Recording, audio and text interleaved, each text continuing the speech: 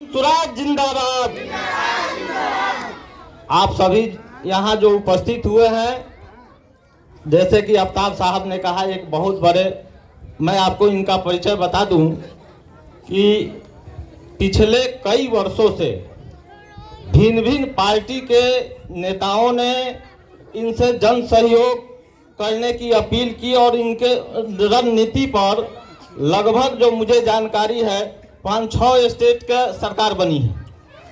इतने बड़े रणनीतिकार को जब लगा कि मैं जहां बिहार से हूं और बिहार हमारा पिछड़ा क्यों है, इसके लिए इन्होंने जन स्वराज पदयात्रा प्रारंभ की है, वो भी चंपारण से।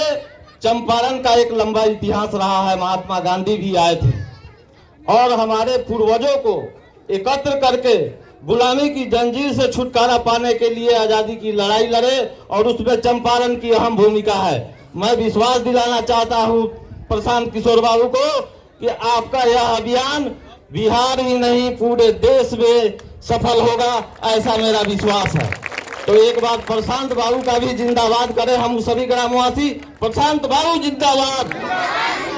नमस्कार, आदाब। आपके गांव में आपने खुद से मिलने का, परिचय करने का, आपसे कुछ बातचीत करने का अवसर दिया है, उसके लिए आपका तहे दिल से शुक्रिया अदा करता हूं, आपका आभार व्यक्त करता हूं। मेरा नाम है प्रशांत किशोर और हम कोई नेता नहीं है। हम नेता ना है, कोनो दल नहीं बनैले अरुआ से और वोटो मांगे नहीं आई। अभी कुछ सज्जन दोनों बता रहे थे, एक माननीय कांग्रेस के हैं और शायद आप जिला परिषद जो हैं ये भाजपा के हैं। ये अभियान की ये ताकत है कि ये दल की बात नहीं है, ये बिहार और बिहार के बच्चों के भविष्य की बात है। हम इतने बड़े आदमी नहीं हैं, हम तो बहुत साधारण आदमी हैं, बहुत साधारण परिवार से आते हैं। हमारे दादा मजदूर थे, बैलगाड़ी चलाते थे, पिताजी सरकारी डॉक्टर थे, यही गांव के सरकारी स्कूल से पढ़कर निकले हैं। माता पिता का आशीर्वाद रहा है, भगवान की ऊपर वाले की कृपा रही है कि पढ़ाई लिखाई के बाद जो कुछ भी पाया जा सकता था जीवन में वो सब मिला है। 10 बरस तक संयुक्त राष्ट्र संघ में काम किए हैं, पहले भारत में, फिर अमेरिका में, फिर अफ्रीका में। लेकिन आप में से जिस ज्यादातर लोग जिस परिचय से हमको जानते हैं, जिसका अभी उल्लेख हो रहा था, चुनावी रणनीतिकार, चुनाव प्रबंधक, बड़े बड़े दल और नेता चुनाव के दौरान चुनाव लड़ने के लिए, राजनीतिक सलाह के लिए हमारे पास आते हैं। उस काम को हमने 10 साल तक किया है, 2011 से 2021 तक। लेकिन 2021 को जिस दिन बंगाल का रिजल्ट आया, बंगाल के परिणाम आए, उस दिन मैंने सार्वजनिक तौर पर यह घोषणा की है कि अब जीवन में कभी भी किसी राजनीतिक दल और नेता के साथ काम नहीं करेंगे। अब रउआ पूछो कि ऐसा का है, वही काम करके इतना नाम कमाए हैं और चुनाव में हमारे सलाह के लिए बड़े बड़े दल और नेता 2-4 लाख नहीं, 2-4 करोड़ नहीं, सैकड़ों करोड़ रुपया हमको देते हैं लोग। इतना पैसा, इतना नाम छोड़ के गांव गांव, पल गली गली पैदल क्यों घूम रहे हैं? गांव गांव पैदल पैदल इसलिए घूम रहे हैं कि 10 साल उन लोगों के साथ, दलों के साथ, नेताओं के साथ काम करके ये अनुभव किया कि दलों के जीतने से, नेताओं के जीतने से जनता की तकदीर, तस्वीर नहीं बदलती है। जो आपको, हमको लगता है कि हमार नेता जीत गए, हमार दल जीत गए, जो जीत गए उछल गए ऊपर, आपको और आपके बच्चों की जो जिंदगी है वो उससे नहीं बदलती है। वो तो आपके परिश्रम, आपके पुरुषार्थ, आपके विवेक से ही सुधरेगी। इसलिए हमने तय किया कि अगर भगवान ने कुछ सलाहियत दी है, बुद्धि दी है, शक्ति दी है, तो मुझे कुछ ऐसा करना चाहिए जिससे जीवन में लोगों की जिंदगी बदल पाए। इसलिए वो सारे काम को छोड़ के अब बिहार में पदयात्रा कर रहे हैं। आदमी पूछो था कि बिहार में काहे खाती आइल बानी? बिहार में इसलिए आए हैं कि बिहार आज से 40-50 साल पहले भी देश का सबसे गरीब और पिछड़ा राज्य था, और आज भी बिहार देश का सबसे गरीब, सबसे पिछड़ा, सबसे ज्यादा अशिक्षित, सबसे ज्यादा भूखमरी और बेरोजगारी वाला राज्य है। ये स्थिति बदल नहीं रही है। आपने पहले कांग्रेस को वोट दिया बहुत लंबे समय तक, फिर लालू जी को जिताया, फिर नीतीश जी पर दाव लगाया, अब हमने के दिल्ली में मोदियों जी के जिता के देख लेनी जा। देश में चाहे कुछ हो, बिहार के जो दुर्दशा पहले रहे हुए आजो बा, ये सुधर नहीं रहा है। तो काहे नहीं सुधर रहा है? पदयात्रा का एक उद्देश्य ये है कि गांव गांव घर घर जाकर आपको बताएं कि ये क्यों नहीं सुधर रहा है। ये इसलिए नहीं सुधर रहा है कि बिहार में जनप्रतिनिधियों के मन से चुनाव हारने का डर खत्म हो गया है। उनको मालूम है कि बिहार के जनता 5 वर्ष चाहे कुछो कहो, वोट देते समय ये सारे बात को आप और हम भूल जाते हैं। तो कैसे हारेगा वो चुनाव? देखिए 5 वर्ष बैठ के हमने के बतियावता नहीं जा कि बिहार में कितना भ्रष्टाचार बा, शिक्षा के व्यवस्था नहीं खे, लड़कन के पढ़े के व्यवस्था नहीं खे, अस्पताल नहीं खे, दवा डॉक्टर नहीं खे, रोड टूटल बा, गली टूटल बा, सड़क नहीं खे, खेत में पानी नहीं खे, यूरिया 800 में मिलता, धान 2000 के 1500 में बेचाता। ये सब बात तो रुआ मालूम बा। हमें मेरुआ के नया का बताई? ये दुर्दशा आपको, आपकी दुर्दशा आपसे बेहतर कौन जानता है? ये सब बात आप जानते हैं, फिर भी जिस दिन वोट होता है वो दिन ये सारा बात आदमी भुला जाता है। बिहार में पिछला 30-35 साल से 4 ही चीज पर वोट पड़ रहा है। पहला बात, जितने हिंदू समाज के लोग हैं तो कहते हैं कि भाई हमारा जात का कौन उम्मीदवार खड़ा बा, चलो ओकरे के वोट दियाओ। जात में फंस कर लोग वोट दे रहे हैं। जो जात से बच गई तो हिंदू मुसलमान धर्म के नाम पर वोट पड़ता, जे दोनों से बच जाता तो कहता कि भैया कतनो बिहार में खराब बा न, रोड नहीं खे, पढ़ाई नहीं खे, रोजगार नहीं खे, लेकिन हम लालू जी वाला जो राज रहे ना अपराध वाला, ऊ ना चाहिए रे भाई। तो लालू जी का सरकार के डर से आदमी भाजपा को वोट दे रहा है। लालू ना चाहिए रे भाई। इसी तरह चौथा वर्ग है हमारे मुस्लिम भाइयों का। आप भाजपा के डर से आप कह रहे हैं कि भैया आप जी ही चाहे मरी, चाहे जौनो स्थिति होखे, भाजपा के तो ना दे सकीला जा। चलो रे भैया ललटेने के दो, बिहार में तो दूसर कोनो दल बा ना। भाई नीतीश कुमार का तो कोई दले नहीं है, वो तो कभी पकड़ के ललटेन लटकल बाड़ा ना, ऊर्जा से छुटी हम तो कमल पकड़ के तैरे लगी हम। तो नीतीश कुमार के तो कोनो भरोसे नहीं थे। यही 2 दल है, वो भाजपा है और एक लालू जी का ललटेन है। इसी 4 चीज पर वोट पड़ रहा है बिहार में। तो कैसे सुधरेगा बिहार? रवा बड़का बड़का बतियावत नहीं, घर में आदमी बैठा था, अभी माइक देव तो हर आदमी भाषण देवे शुरू करी कि भैया शिक्षा व्यवस्था बड़ा खराब बा, स्कूल में तो खाली खिचड़िए बटाता है, देखिए हमार सड़क नहीं खे बनल, कौनो काम बिना घूस देले नहीं खे बनती, सब बतियावल जाई आ चुनावा के समय सब भुला जाई तो सुधरी कैसे रे भाई? तो हाथ जोड़ के कहे चलल बानी, रवा से वोट नहीं की मांगत, हाथ जोड़कर ये कहने आए हैं, आपको समझाने आए हैं कि अगर आप अपना और अपने बच्चों की चिंता नहीं कीजिएगा तो कोई नेता, कोई दल आपके और आपके बच्चों की चिंता नहीं करेगा। लिख कर रखिए। अगर सोचते हैं कि कोई आई ऊपर से, कोई नेता आई हमने के सुधार दी, कोई नहीं सुधारने वाला है, ना आपका जात वाला ना आपका धर्म वाला। जब काबिल आदमी को नहीं चुनिएगा, गलत आदमी को चुनिएगा तो कभी सुधर सकता है बिहार। जब आपको चिंता ही नहीं है कि आपके लड़के के शरीर पर कपड़ा नहीं है, आपको चिंता नहीं है कि आपके बच्चे की पढ़ाई नहीं हो रही है, आपको चिंता नहीं है कि जिस सड़क पर एक दिन चलने से हमारा खांसी नहीं रुक रहा है, उसी सड़क पर आपके बच्चे रोज दौड़ रहे हैं, जरा अंदाजा लगाइए कि उसके फेफड़े की क्या दशा होती होगी इन छोटे बच्चों की। जब रउआ एकरा चिंते नहीं खे तो प्रशांत किशोर करा के चिंता करी हम। इसीलिए पदयात्रा कर रहे हैं, आपको समझाने बताने निकले हैं कि अपना नहीं तो कम से कम अपने बच्चों का चेहरा देखिए, नहीं तो जिस बदहाली और गरीबी में आपका जिंदगी बीत रहा है, इसी में आपके हमारे बच्चों की भी जिंदगी उसी में बीतेगी। हम मीठी मीठी कोई बात नहीं कहने आए हैं, आपको ये नहीं कहने आए हैं कि आएंगे तो सड़क बनवा देंगे, नौकरी दे देंगे। ये बताने आए हैं कि जब तक आप नहीं जगिएगा तब तक कोई बिहार को नहीं सुधार सकता है। एक प्रशांत किशोर आजाद की 10 प्रशांत किशोर आजाद, जो आदमी मंच पर खड़ा होता है, सब आदमी यही दावा करता है कि हमारा के वोट दे दो, हम आई तो ठीक कर दे।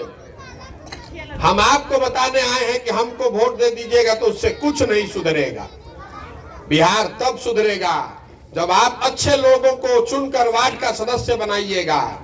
बिहार तब सुधरेगा जब 4000 5000 अच्छे पंचायतों में अच्छे लोग मुखिया बन जाएंगे। बिहार तब सुधरेगा जब 100-150 अच्छा आदमी विधायक बनेगा। मुख्यमंत्री बदलने से, किसी एक व्यक्ति के जीतने हारने से बिहार को नहीं सुधारा जा सकता। इस बात को लिख कर रखिए। इसीलिए इतना बड़ा पदयात्रा कर रहे हैं। पदयात्रा का उद्देश्य है कि गांव का, शहर, गली, कस्बा, मोहल्ला में पैदल चल के जाए, वहां के समस्याओं को देखें, समझे और हर पंचायत का, बिहार के हर पंचायत के विकास के लिए 10 साल का योजना बनाया जाए। बिहार में 8000 से ज्यादा पंचायत है। जब पदयात्रा खत्म होगी तो हम ये पूरा योजना जारी करेंगे। आप देख पाएंगे कि आपके गांव, आपके पंचायत के लिए अगले 10 साल की कौन सी योजना जन सुराज ने बनाई है। खाली समस्या के समाधान नहीं कि उजा गांव में गोल रही या रोड टूटल बा, रोड बनवा दिया जाए, इतना नहीं। जो समस्या है उसका समाधान तो होना ही चाहिए, लेकिन वो विकास नहीं है। विकास ये है कि आपके पंचायत में 1000-2000 लोगों को रोजगार कैसे मिलेगा, उसका योजना आप देख पाइएगा। आपके पंचायत में किसानों की आमदनी कैसे बढ़ेगी, ये योजना आपको बताएंगे। आपके पंचायत में विश्व स्तरीय शिक्षा की व्यवस्था कैसे बनाई जाएगी, ये बताएंगे। और जब पदयात्रा खत्म होगी तो ये आप देख सकेंगे, उसको पढ़ सकेंगे, समझ सकेंगे। ठीक लगे तो उसके साथ होइए और न ठीक लगे तो उसको गटर में डाल दीजिएगा। पदयात्रा का पहला उद्देश्य ये है। पदयात्रा का दूसरा उद्देश्य ये है कि बिहार में पिछले 30-40 साल से जितना लोग एमएलए बना है, जितना एमपी बना, चाहे जिस दल से बना हो, भाजपा से, आरजेडी से, जदयू से, कांग्रेस से, अगर आप उसका सूची बनाइएगा तो रोवा पता चली कि 1250 परिवार के आदमी एमएलए एमपी बनता हो। नए आदमी को, सामान्य आदमी के बच्चों को, चाहे वो कितना भी हुनरमंद हो, कितना भी काबिल हो, उसको विधायक बनने का अवसर नहीं है, उसको राजनीति करने का अवसर नहीं है। तो पदयात्रा का उद्देश्य है कि हर गांव, गली, शहर, कस्बा से समाज की मदद से ऐसे लोगों को चुनकर निकाला जाए जिनमें वो सलाहियत है, जिनमें काबिलियत है, जो सही लोग हैं समाज के, उनको चुनकर निकाला जाए। एक बार जब पदयात्रा खत्म होगी तो लाखों ऐसे लोगों को, जिनको हमने ढूंढ कर निकाल लिया होगा, उन सबको एक साथ मंच पर बैठाएंगे और सब लोग मिल के तय करी कि दल बनावे के बाद तो बन जाए दल। दल बनाने में कितना देर लगता है, वो तो 1 दिन में बन जाएगा। लेकिन अगर दल बन गया तो दल प्रशांत किशोर का नहीं होना चाहिए, किसी एक व्यक्ति का नहीं, किसी एक परिवार का नहीं, किसी एक जाति का नहीं। बिहार के उन सारे लोगों का दल होना चाहिए जो इसको मिलकर बनाए और आगे मिलकर ही चलाए, तभी बनेगा जन सुराज। इसका नाम क्या है? जन सुराज। ये प्रशांत सुराज नहीं है, ये मोदी सुराज नहीं है, लालू सुराज नहीं है। जनता का सुंदर राज होना चाहिए। जो बात महात्मा गांधी ने बताई, उससे प्रेरित होकर ये जन सुराज बिहार में दल बनाकर चुनाव लड़ने का अभियान नहीं है। ये महात्मा गांधी की आजादी से पहले के कांग्रेस को पुनर्जीवित करने का अभियान है, जिसमें हिंदू, मुस्लिम, अगड़ा, पिछड़ा, अमीर, गरीब, लेकिन जिसमें भी जो भी आदमी सही है उसको साथ में लेकर एक नई व्यवस्था बनाई जा सके। अब आदमी पूछता हूं हमरा से कि रोवा कैसे पता चलता कि सही आदमी के बा? बात तो ठीक बा भाई, कोई के माथा पर नहीं लिखल कि सही के या गलत के, तो हमरा कैसे पता चली कि सही के बा गलत के बा? तो हम आपको बता रहे हैं कि हमको कैसे पता चलेगा। आप घर में दही जमाते हैं, दही से मक्खन कैसे निकालते हैं? दही से मक्खन निकालने के लिए दही को मथना पड़ता है। समाज भी जमे हुए दही के जैसा है, इसमें सही लोगों की कमी नहीं है, सही लोगों की कोई कमी नहीं है। समाज में जरूरत इस बात की है कि इसको मथ कर सही लोगों को निकाला जाए, इसलिए पदयात्रा कर रहे हैं। अब रउआ से पूछो, फिर रउआ बताई कि 100 में एक आदमी भी ठीक बा कि ना? समाज में एक दूगो आदमी तो जरूर, 100 को में एक दो आदमी तो जरूर अच्छा होई। अगर बिहार में 1% आदमी को भी आप सही समझकर चुन लीजिएगा तो कितना लोग हो यहाँ पता बा? 13 लाख लोग, 14 लाख आदमी हो गया। अगर 10 लाख आदमी, 12 लाख आदमी साथ में आकर दल बनाएगा तो कितनी बड़ी ताकत बनेगी, इसका अभी आपको अंदाजा नहीं है।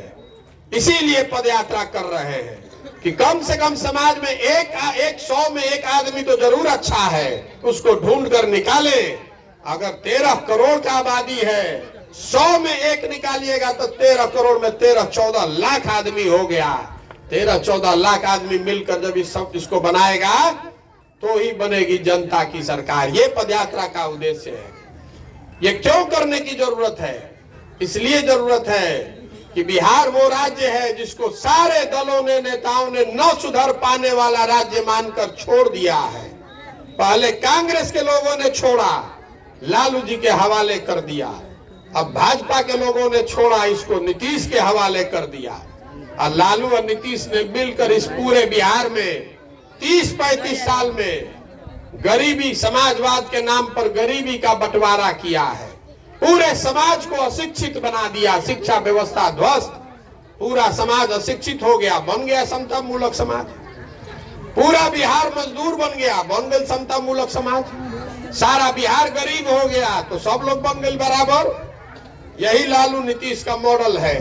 सबको गरीब कर दो, सबको अशिक्षित कर दो, सब वही बदहाली में जिएगा तो किसी को अच्छा आशा नहीं रहेगा। देखिए इधर शहर, सड़क पर मोटरसाइकिल चलता, मोटरसाइकिल कहाँ बनता? मोटरसाइकिल बनता हरियाणा में, महाराष्ट्र में। आप बस पर चलते हैं, गाड़ी पर चलते हैं। ये गाड़ी, ये बस कहाँ बन रहा है? ये बन रहा है झारखंड में, तमिलनाडु में, गुजरात में।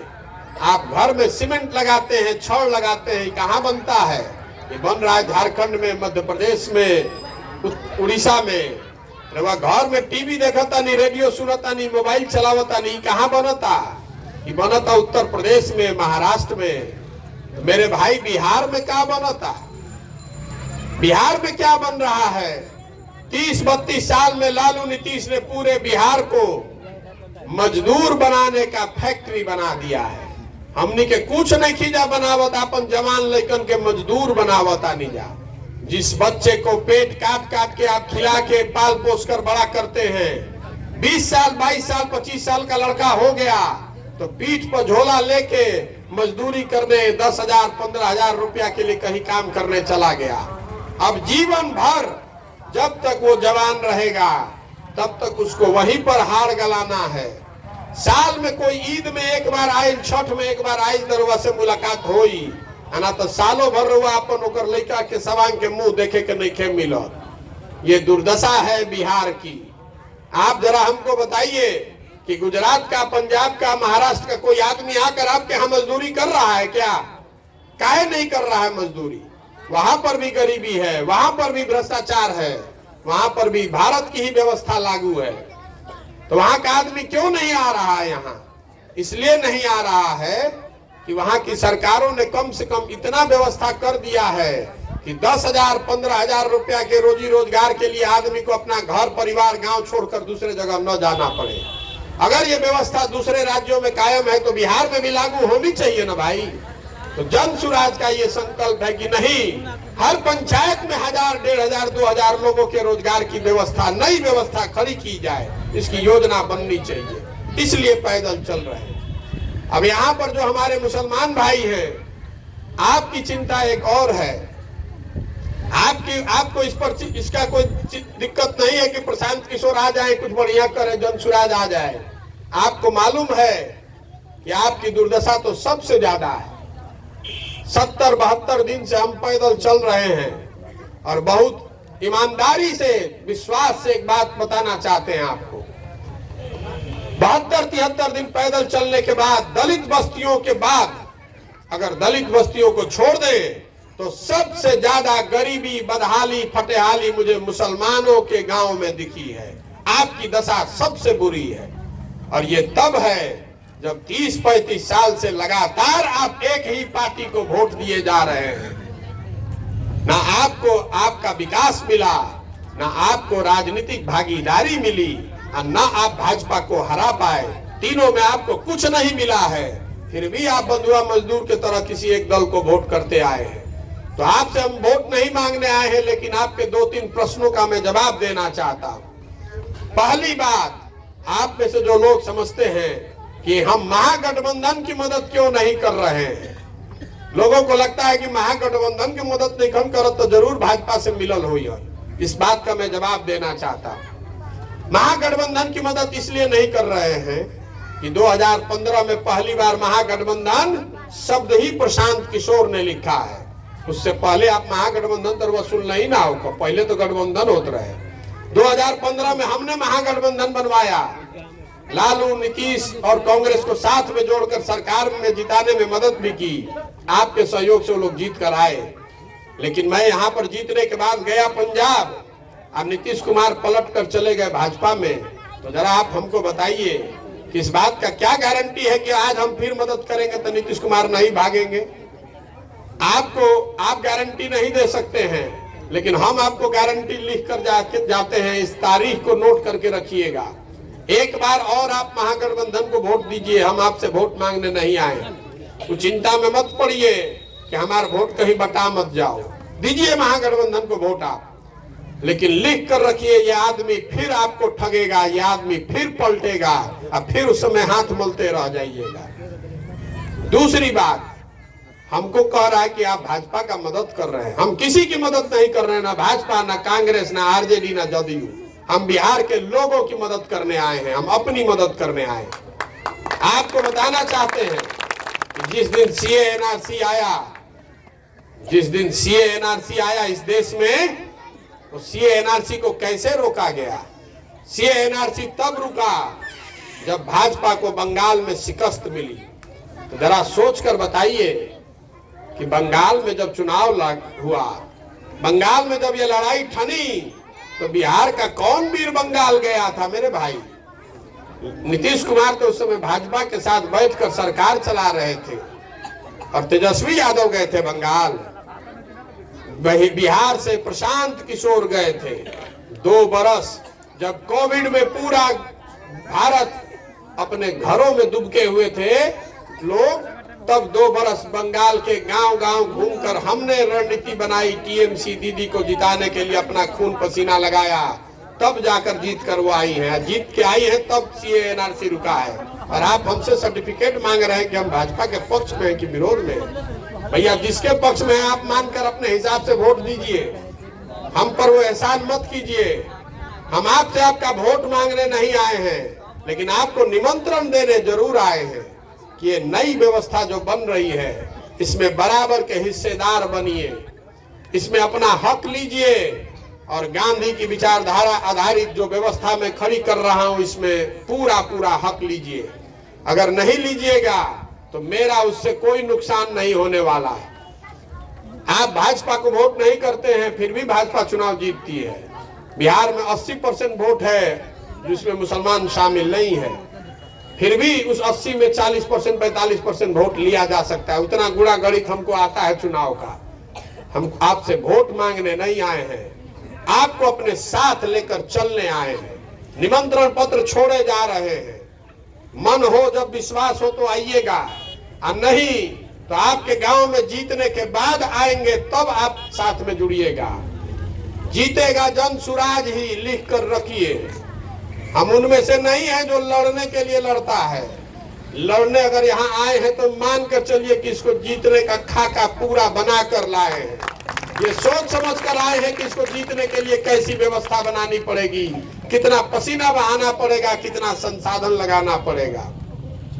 जीतेगा जन सुराज ही, लेकिन जीतने के बाद जब आपके गांव में आएंगे फिर से आपको अपने साथ ले चलने, तो उस समय पूरा आपसे हर्जाना भी वसूलेंगे।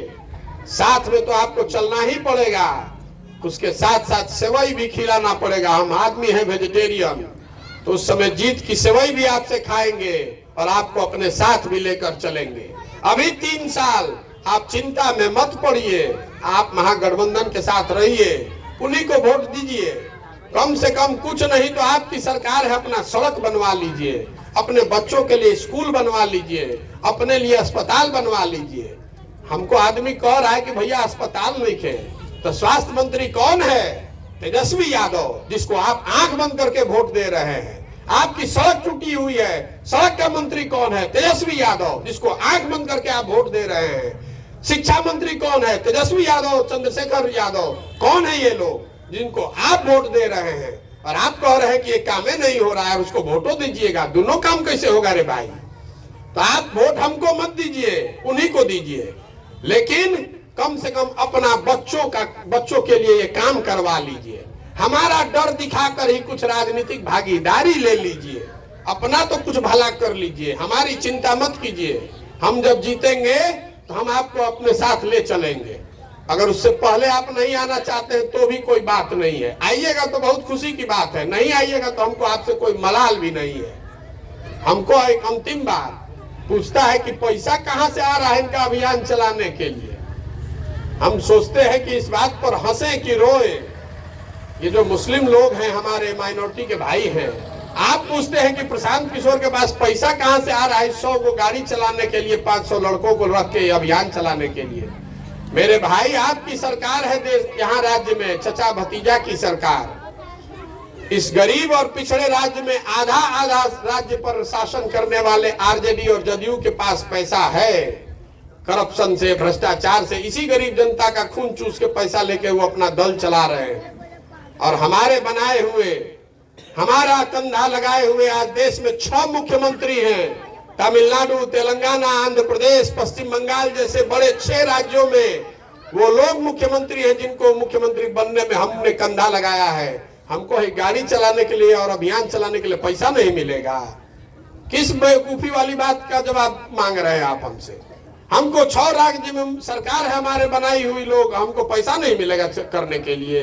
बिल्कुल पैसा ले रहे हैं उन 6 राज्यों से, जिन राज्यों में सरकार बनाने के में हमने कंधा लगाया है। इसलिए ले रहे हैं कि गांव गांव जाकर जो लोगों को आश्वासन दे रहे हैं कि गरीब से गरीब आदमी भी अगर काबिल लड़का है, वार्ड सदस्य बनना चाहता है, मुखिया बनना चाहता है, विधायक बनने की काबिलियत रखता है, तो आपको पैसे की चिंता नहीं करनी है, आपको संगठन व्यवस्था की चिंता नहीं करनी है।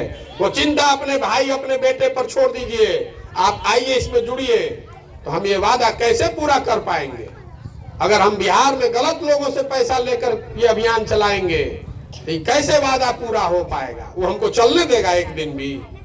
तो हम यहाँ आए हैं तो बिना पैसे के आ जाएंगे, बिना संसाधन के आ जाएंगे। और देखिए, जिसको शक का चश्मा लग गया है, तो हम मजबूती से लड़ रहे हैं। तो आपको लग रहा है कि तो भाजपा के एजेंट हैं तभी ना इतना मजबूती से लड़ रहे हैं।